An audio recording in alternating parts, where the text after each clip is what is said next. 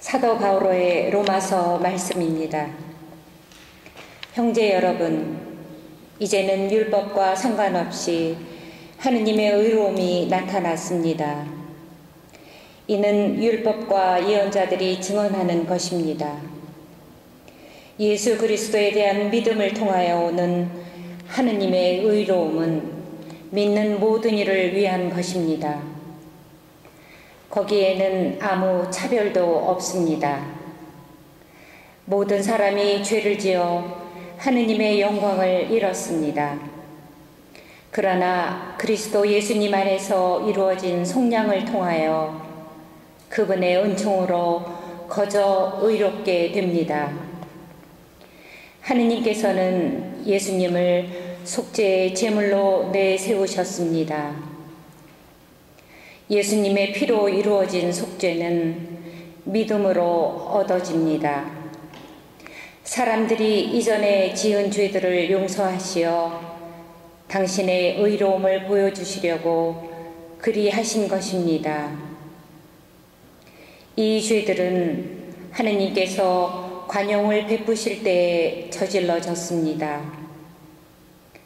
지금 이 시대에는 하느님께서 당신의 의로움을 보여주시어 당신께서 의로우신 분이며 또 예수님을 믿는 이를 의롭게 하시는 분임을 드러내십니다. 그러니 자랑할 것이 어디 있습니까? 전혀 없습니다. 무슨 법으로 그리 되었습니까? 행위의 법입니까? 아닙니다. 믿음의 법입니다. 사실 사람은 율법에 따른 행위와 상관없이 믿음으로 의롭게 된다고 우리는 확신합니다. 하느님은 유다인들만의 하느님이십니까? 다른 민족들의 하느님은 아니십니까? 아닙니다. 다른 민족들의 하느님이시기도 합니다. 정녕 하느님은 한 분이십니다. 주님의 말씀입니다.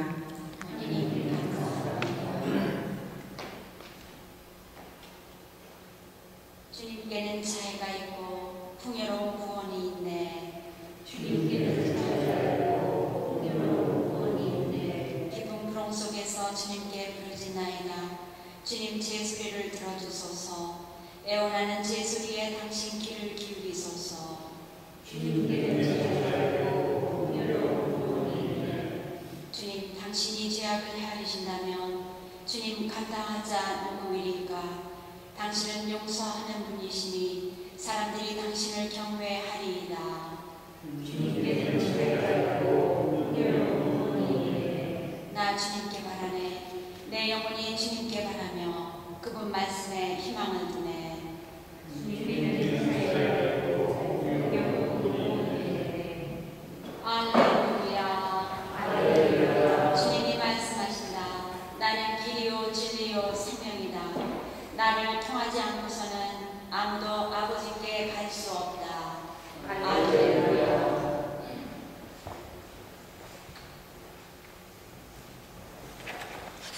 주님께서 여러분과 함께 루카가 전한 거룩한 복음입니다.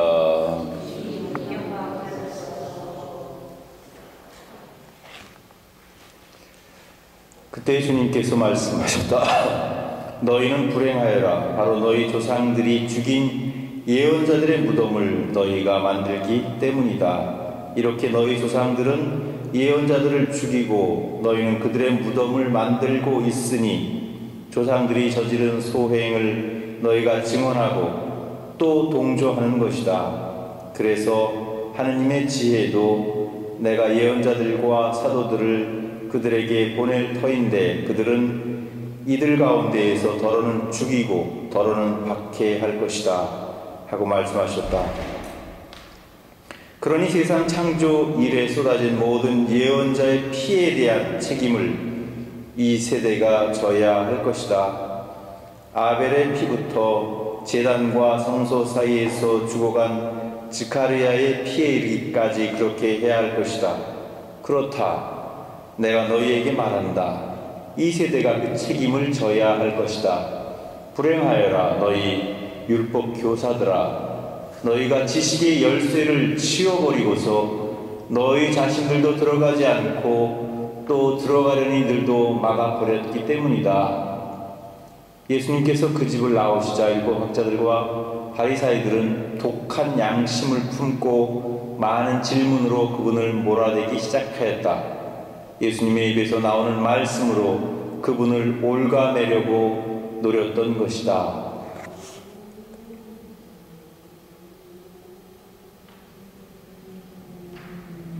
주님의 말씀입니다. 지난 주간의 복음은 3일 내내 율법학자들과 바리사이파 사람들에 대한 비난과 그들의 잘못을 지적하는 예수님의 말씀으로 3일을 내내 계속되고 있습니다.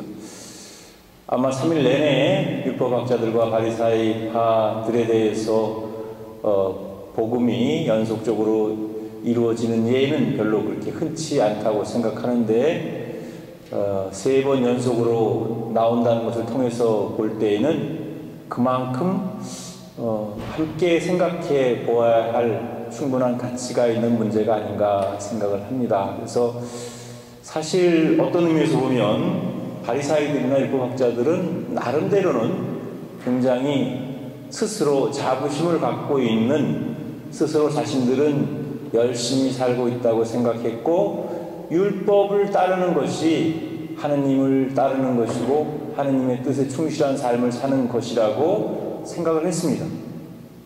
그리고 그것은 그들의 확신이기도 했습니다. 그런데 그런 자신들의 신념을 무너뜨리는 말을 하시는 분이 바로 예수님이십니다. 그러면 예수님의 측면에서 보면 도대체 그들의 문제가 무엇인가?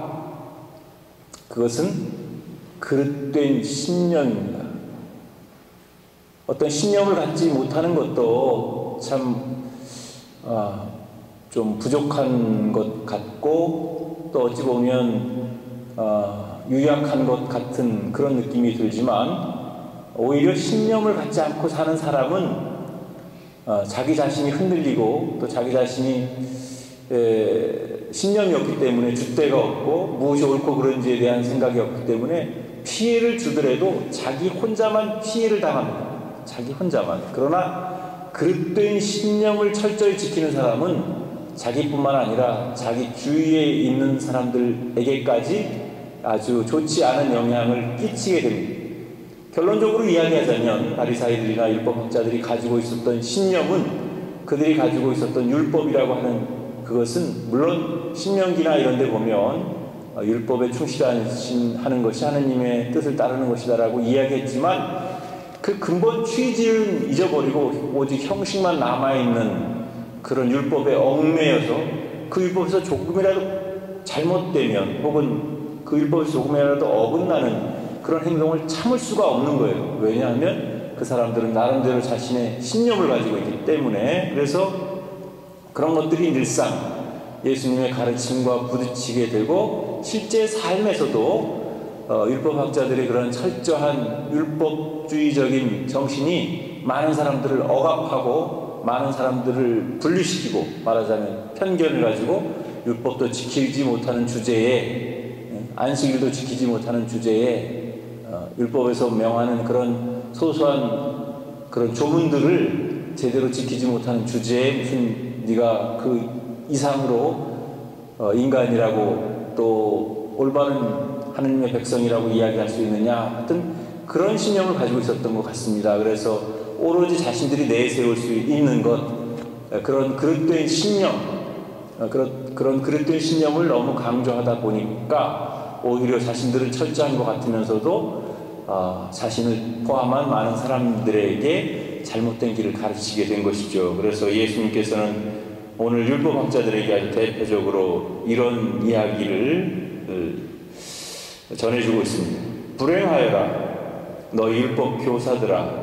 너희가 지식의 열쇠를 씌워버리고서 너희 자신들도 들어가지 않고 또 들어가려는 이들도 막아버렸기 때문이다. 그렇습니다. 결국 진리라는 것은 굉장히 단순합니다. 사실은 진리가 복잡하고 어려우면 이미 그것은 많은 사람들이 그 진리라고 인정하기 어렵고 또 많은 사람들이 함께 공감하기 어렵기 때문에 사실 진리는 굉장히 단순하고 또 명확한 겁니다. 그런데 그런 거에 비해서 율법이라고 하는 인위적인 그런 것들을 가져다 대면서 그걸 지키느냐 못 지키느냐에 따라서 그 사람의 됨됨이나 그 사람의 수준이나 그 사람을 평가하는 기준으로 삼는다면 그것은 결국 올바른 평가가 될 수가 없지요. 때때로 신앙 공동체인 우리 안에서도 소위 열심하다는 몇몇 사람들의 모습을 통해서 볼 때 그릇된 신념을 가지고 있거나 그릇된 신앙을 가지고 있거나 혹은 고집에 휩싸여서 사는 사람들을 간혹 보게 됩니다. 그래서 언제 자기가 배웠는지 언제 어디서 주워 들은 이야기인지는 모르지만 자기가 가지고 있는 얄팍한 어떤 지식 혹은 상식 그것도 올바른 건 괜찮은데 사실 올바른 것도 없고 거기에 대한 융통성도 없으면서도 불구하고 이건 이렇게 해야지만 되는 거야 라고 사람들에게 그 원칙만을 고집함으로써 많은 사람들에게 상처가 될 때가 있습니다. 그런 걸 보면서 바리사이나 율법학자들은 과거에만 있었던 것이 아니다. 바로 우리 주변에 있고 어쩌면 내 자신이 바리사이나 율법학자의 역할을 할 수도 있고 하고 있는지도 모른다. 그런 의심을 품을 때가 있습니다. 그래서 중요한 것은 포용적인 생각, 또 열린 생각, 그리고 다른 사람들의 생각도 소중하게 생각하고 받아들일 수 있는 마음, 한마디로 말하면 열린 마음이라고 표현하면 좋을 텐데 그런 열린 마음을 가지고 있을 때에는 모든 것들을 재고할 수 있고 또 그걸 비교할 수 있고 무엇이 더 타당한지를 항상 생각해 볼 수 있는 기회가 되는데 이것이 옳은 것이다. 그리고 그 이하 다른 것에 대해서 생각의 여지조차도 남기지 않고 이게 옳다. 라고 할 때 얼마나 잘못된 그런 결과를 가져올 수 있느냐. 그 점에 대해서 우리가 생각해야 될 것 같습니다. 그래서 때때로 신앙인들이 다른 사람들에 비해서 더 고집스럽고 또 한 번 마음 먹은 건 바꾸지 않으려고 하는 그런 것들이 있습니다. 물론 올바른 신념 또 똑바른 생각은 물론 그건 자기 신념으로 지켜나가야 되겠죠. 세상이 뭐라고 하더라도 지켜나가야 될 부분은 지켜나가야 되겠죠. 그렇지만 내 것만이 옳다라고 생각하는 그런 생각은 잘못될 수 있는 위험 요소가 많이 있습니다. 그렇기 때문에 항상 늘 다시 한번 생각해보고 다시 한번 생각해보고 다시 한번 생각해볼 수 있는 적어도 3번 이상은 한번 곰곰이 생각해볼 수 있어야 될 것 같고 또 한 각도에서만 한 차원에서만 생각하는 게 아니라 여러 입장과 여러 각도와 여러 차원에서 생각해 볼 수 있을 때에 비로소 온전하게 하나님의 뜻이 무엇인지를 깨달을 수 있는 그런 기회를 갖게 되는 것입니다. 그래서 저는 감히 이렇게 이야기하고 싶습니다. 정말 우리가 그릇된 신념으로 잘못된 생각을 자기 고집 혹은 자기의 어떤 바뀌지 않는 신념으로 가지고 있을 때에 오히려 많은 사람들이 하느님을 찾아 나서는 길에 오히려 방해가 될 수도 있고 또 자기 자신조차도 거기에 들어갈 수 없다고 이야기하신 예수님의 말씀은 참 진리이고 그런 면에서 우리가 늘 경계하고 조심해야 될 그러한 규율 중에 하나다라는 생각을 해봅니다. 그래서 늘 여지를 가지고 또 어떤 열린 마음을 가지고 항상 생각할 수 있는 그래서 무엇을 얘기를 들어보지도 않고 반대하거나 어떤 신념을 자기 신념을 주장하기보다는 다 들어보고 한번 이모저모 따져보고 생각해보고 그래서 합리적이고 상식적이고 그것보다 더 중요한 것은 신앙적인 측면에서 과연 하느님의 뜻에 합당한 것이 무엇인지를 우리가 찾아낼 수 있을 때에 그 사람은 분명 올바른 진리의 길을 갈 수 있을 거고 그 사람에게는 하느님으로 향하는 길이 그리 어렵지 않으리라고 생각을 합니다. 그래서 우리가 어떤 신념을 갖는 것도 좋지만 그 신념이 과연 올바른 것인지 바람직한 것인지 늘 고민하고 생각하는 그런 신앙이 되었으면 좋겠습니다.